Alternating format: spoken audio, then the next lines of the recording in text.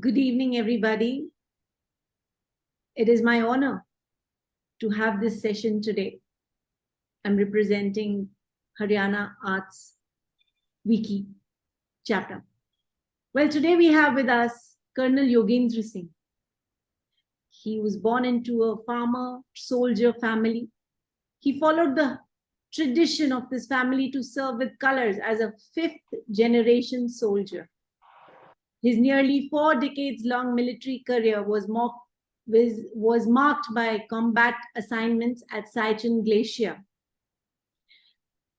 You know, what is interesting is not just his being in army. What we get today is life after army. Today, he's the author of 6 books and many more coming up. And he's the man who's actually got literature into Haryana, is what I'm going to say. I know this sounds very strange, but this is true. He's the man, he's the force behind Haryana Lit Fest. Good evening, sir. How are you today? Good evening, Shefali. It's a pleasure to be with you, and thank you. And well, pleasure is all ours. The interesting thing was your first edition was held in Maharishi Dayanand University in Rohtak in November 2002. And the second edition was done in Jhajjar on the 30th September 23. This is so exciting. I really need to get into the mind of the man who thought of this. Please tell me, sir, what was the thought behind you starting this festival? As such, jitna we know about Haryana, many people think about Haryana as a very different kind of a state. And dur tak Lit Fest would probably not come on people's mind. And what really came to your mind to make this a success? that's exactly the reason why I thought of doing it, because it was on nobody's mind. It was on nobody's mind because it was taken as a kind of a gospel truth that Haryana doesn't have much of a culture or literature to speak of. While I knew from personal experience, having been born here, brought up here, that there may not be very many written records, but the place has a wonderful oral history, which from around 1800 CE onwards is pretty well documented as well. But somehow nobody had looked at it. And insofar as the oral part is concerned, there have been some wonderful people, Pandit Lakshmi Chand, Dayachand Maina, Jat Meher Singh, Mange Ram, and there have been people who have shined in the firmament of Urdu Shairi, like Nasir Kazmi, Altaf Hassan Hali, Badr Dehelvi. They are all Haryanis, which somehow had escaped everybody's attention. So I thought this was a story which needed to be told, and I'm happy that we are slowly connecting with more and more people. Connected with you this time. What a pleasure it was. You are one of the most wonderful, you are very well received by the children, the youth who are attending there.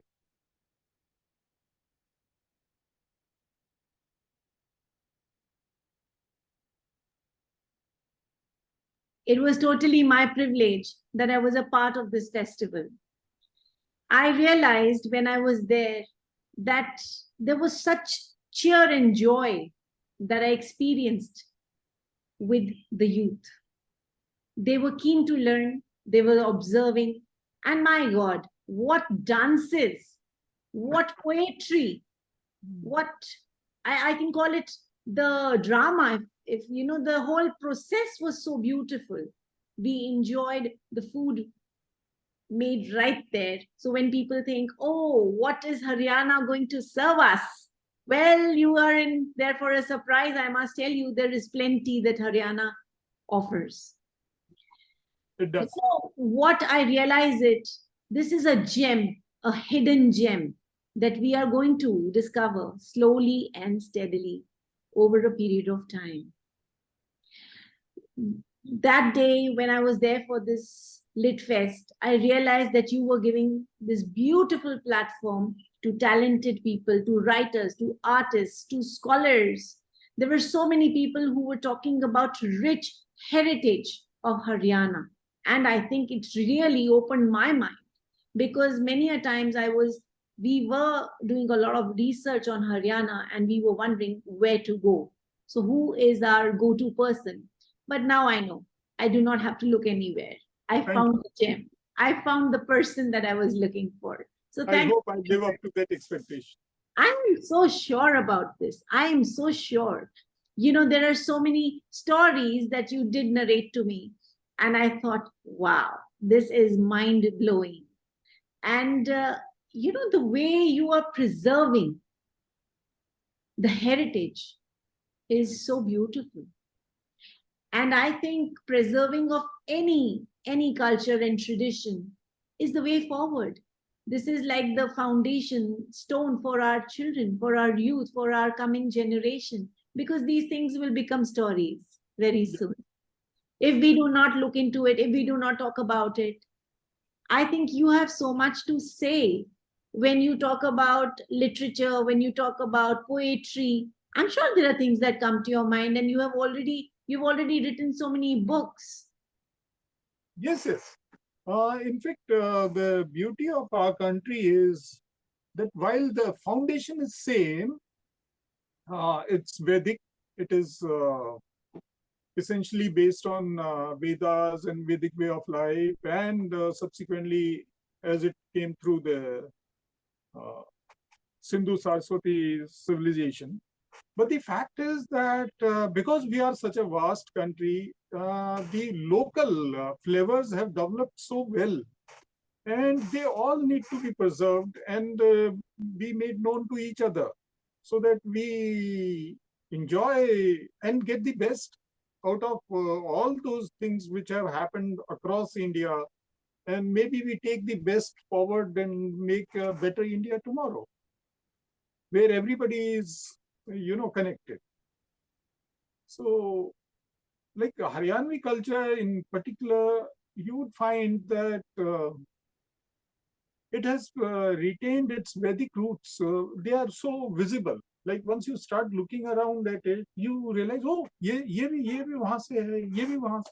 Even the plowing of the fields is exactly, the design is exactly the same as was in Sindhu Saraswati civilization. Wow. It's exactly the same. Plowing with the bullocks, not the tractor wala. Mechanization is a different thing, but because that time also bullocks were used, this time also. So you find that plowing pattern is same. And it's not something like, it has a scientific basis. It has a wonderful scientific basis. So the design where you put alternate crops has a scientific basis. It produces better pollination. Wow. So it is something which people may not understand, and they may overlook it, it not being a recorded thing, because it's passed down, kind of knowledge passed down orally. But it has a scientific basis. I'm sure there's so much Haryana has to offer. I mean, recently Haryana is slowly and steadily becoming very popular with the music. Yes. You know, it's really catching up. I'm surprised. I mean, it's a pleasant surprise that people are following the beats, and it's that pep and rap. And I think even the other day, I realized that during the festival, there were so many rappers and they were enjoying it. They were in it, grooving. So I think, and of course, they are blessed with these good genes of being such tall people with broad shoulders, whether they are women or men. I think they should completely utilize it. That's exactly what I said to them the other day. I said, you're just genetically blessed, so please use your good genes. And yeah, and in our music, it has all kind of things, like it has the beat, and then there are those traditional songs. You'd be surprised that they are organic, in the sense they have grown. They've been sung essentially by the women at various times, but they give you such a in-depth look at the things. Like, for example, take the episode in Ramayana where Shri Ram and Sita have the last meeting at Valmiki's ashram, where it is she departs this life. Yeah. Sita departs this life. Right. So there is a song on it, and this is a song which simultaneously does two things. It challenges the injustice done to Sita. At the same time, it posits the whole episode into the wider cosmic scheme of things which Ram, as Vishnu himself, has designed. So it goes like Ram and Lakshman, Dasrath ke bete, dono ban khand jaye, heri koi Ram mile Bhagwan. And it ends with फट गई धरती समा गई सीता खड़े लखावें श्री राम राम की माया राम ही जाने भजलो ने Shri Ram. So it ends with that, well, all this is beyond our thing. What we looked at, we have sung that, well, she was not given her due. But the fact remains, the bigger fact is that he knows his own scheme of. So wonderful, in-depth songs. Ram ki maya Ram hi jane. Wow, that's so fantastic. Yeah, and actually जिंदगी की माया जिंदगी ही जाने. हम वो कहते हैं जिंदगी क्या कहें पहेली है. So I think it's now that we are looking for all the answers, we can't have all the answers, but yes, we are keen. We have a certain interest. People want to know what Haryana has. And I would want you to tell us a bit brief little thing about Haryana. And of course, I would like to announce that soon enough, we will be presenting different different variations of what we can talk about Haryana, different stories that we can get from Haryana, different cultures and traditions that we can talk about Haryana. Shortly, we are going to come with those episodes. But yes, right now, sir, I would want you to tell us a little bit about Haryana. See, for the benefit of our viewers, let's first establish the basic definition of culture. Culture is everything. It's your knowledge, your experiences, your beliefs, your value system, your attitudes, your hierarchies, everything. And that comes in the culture. When we look at any culture, we know that it is learned. I mean, you are not born with the culture. A child may be born, if say, in an Eskimo family, but if brought immediately to Haryana and then grows here, he'll become a Haryan. He'll imbibe those beliefs, so it is learned. First thing is it's learned, and it is a sum total of all the things. Second is there are no scientific standards to decide this culture is better than that culture. So there should not be any kind of comparison when we look at cultures. We should look at them with an open mind for what it is, and then decide on universal laws whether it is right or wrong. I mean, theft will always be wrong, murder will always be wrong, but there may be two ways of doing a thing. Both may be right. That we must accept. And the third is, which grows out of second, is ethnocentrism. Uh, I should not start by saying, oh, Haryanvi is the best and or that is the worst. No, no. So I'm going to talk essentially of what Haryanvi culture is. I'm not getting into the comparisons of it. There are three tangibles of a culture: symbols, heroes, and its rituals. So we will, when we explain Haryanvi culture, and then there are intangibles. The core is intangible. That's the value system which it has. So when we look at Haryanvi culture, what is its core? Its core is kinship, which in Haryanvi language is explained as bhaichara. Yes. So kinship lies at its roots. Kinship is Haryanvi kinship is different from a tribal kinship Yes. or a clan kinship, which many people don't understand, and this is what makes it unique.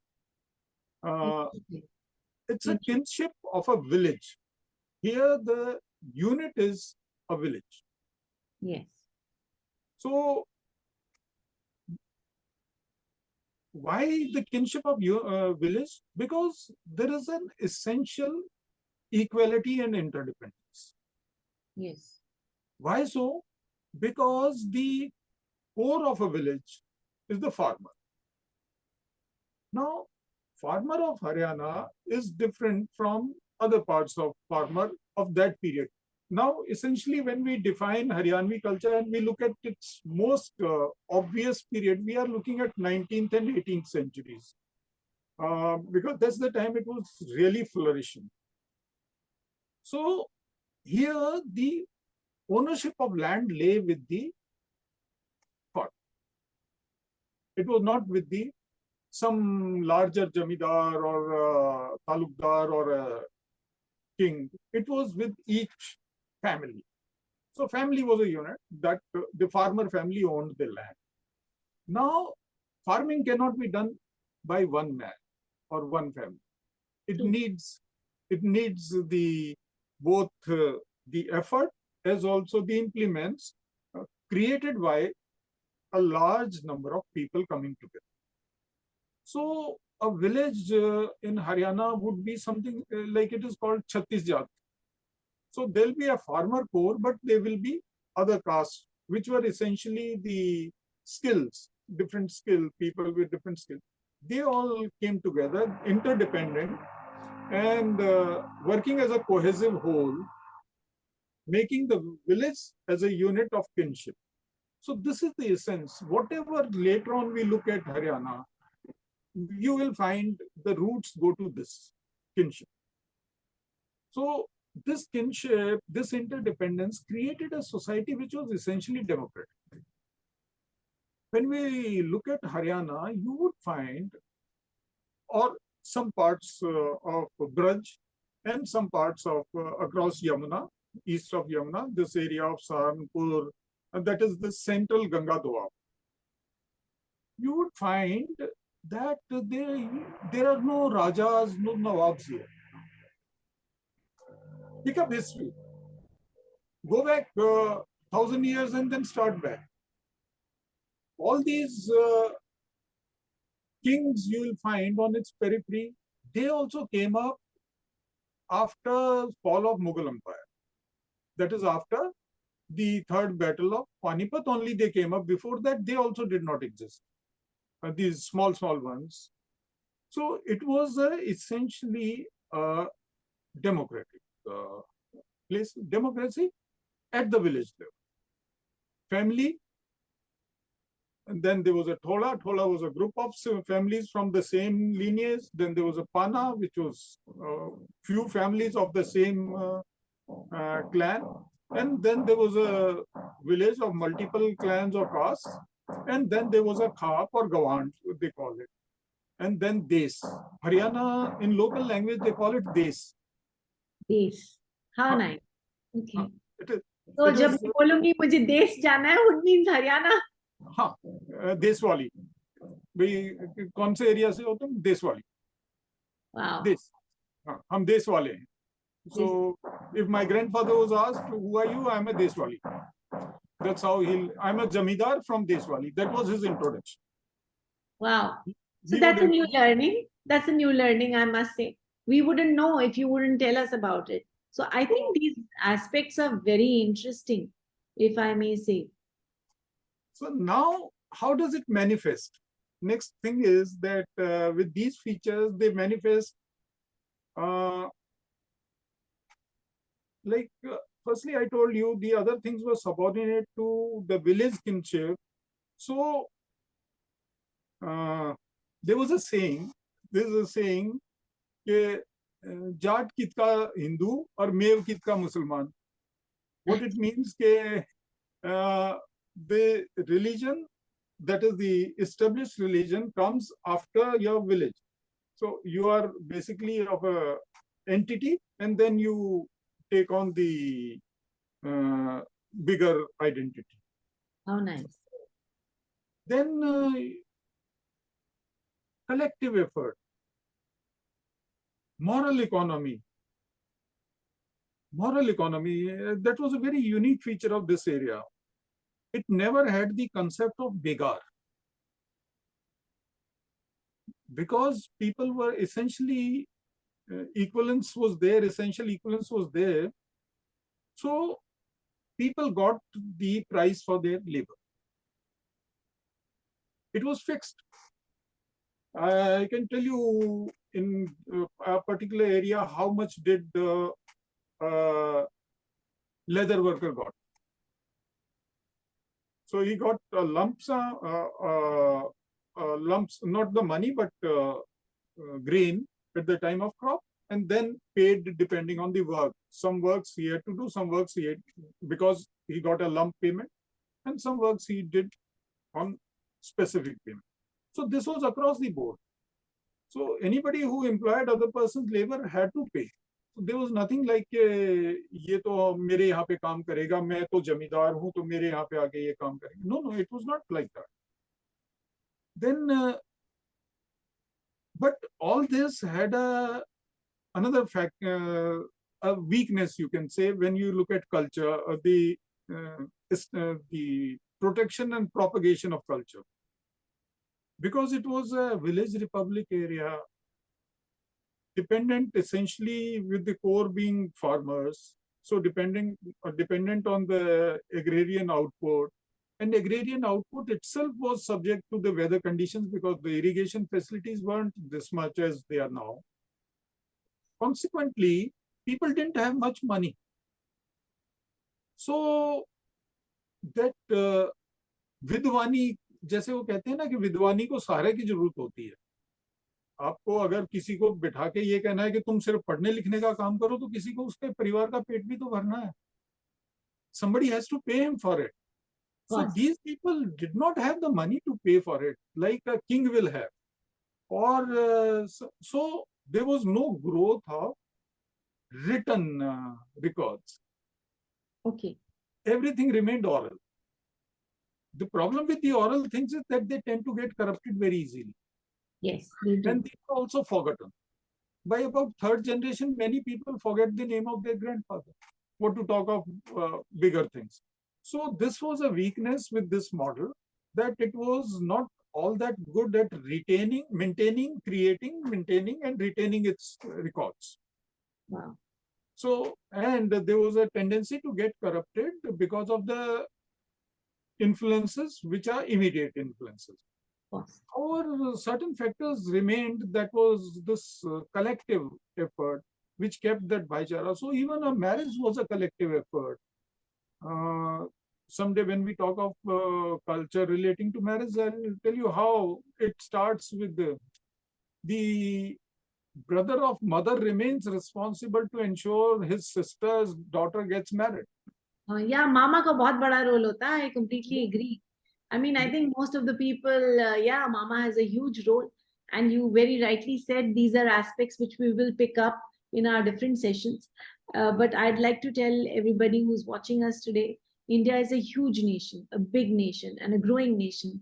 But we all understand we have roots coming from everywhere. It's like a huge banyan tree, if I may say. And वो वाला जो पेड़ है, कोई पत्ते कमजोर या हरे या ऐसा नहीं होता.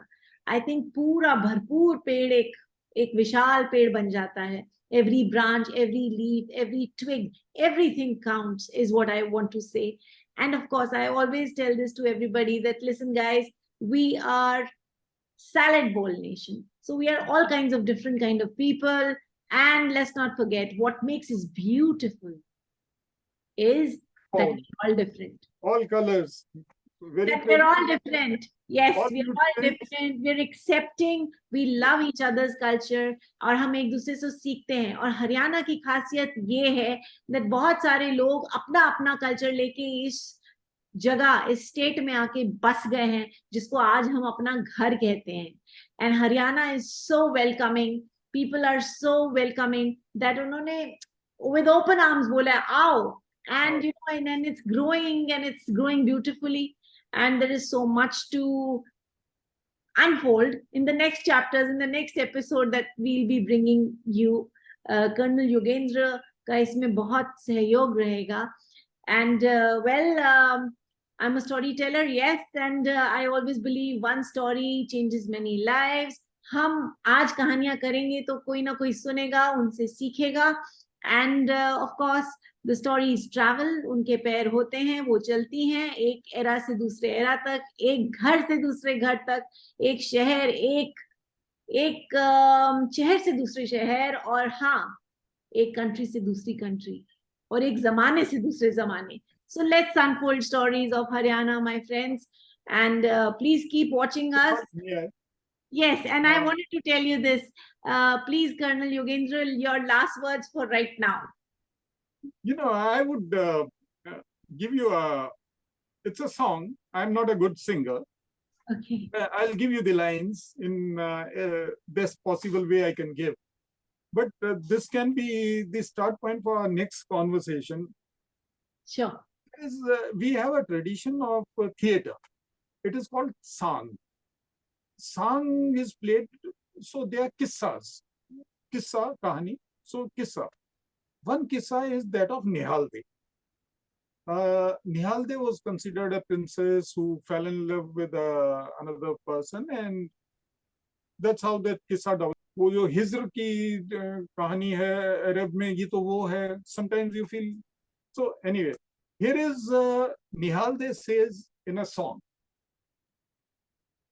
and this is what Nihalde sings. एक डाल पे बामन बनिया जी, एक डाल पे मुगल पठान, एक डाल पे बामन बनिया जी, एक डाल पे मुगल पठान, बीच बीच में हिंडोले लेती निहालदे Kunwar ji.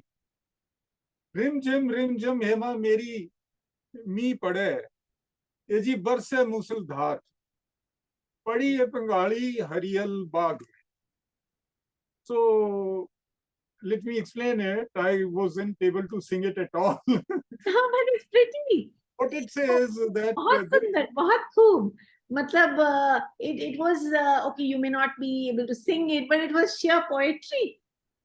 So like it's about, there's a big tree, many branches. On one branch there is a Brahman and Banya who have put their swing. There is another branch on which a Mughal and a Pathan have put their swing, and there is a branch in the middle on which Nihalde is put her swing. She's swing. It's raining, and the Padi Bengali means it's a wonderful time to swing in a green garden. So this is the literal translation. People, you may consider what would it really mean. Yes, I think we should leave people with that little thought. Thank you so much, colonel Yogendra ji. आपका बहुत बहुत बहुत धन्यवाद ये time निकालने के लिए और मानने के लिए कि आप हमारे साथ हरियाणा की छोटी छोटी कहानियां शेयर करेंगे. Thank you so much. Thank you so much. Thank you, Vicky, for giving us this opportunity. Thank you to Komal Gupta, who's the president of Wiki Arts Haryana. Thank you so much. Bye for now. Bye.